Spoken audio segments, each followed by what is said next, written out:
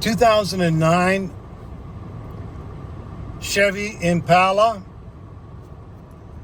When I turn it off, it has a little bumping noise in the dash. So I'm just going to let you listen to that.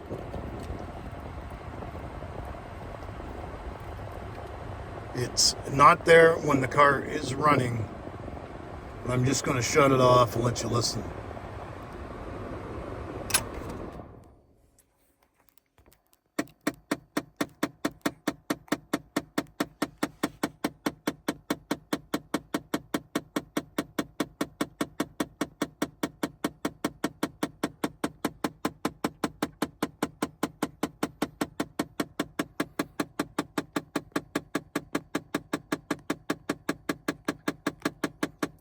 So that little noise goes on for just a wee while, and I'm assuming that it has something to do with the heat or AC system.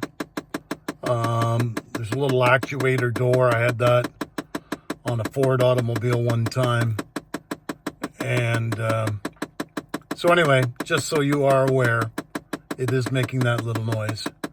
And, once the car is shut off and you're out of it, you're not aware of it, but I wanted you to be aware.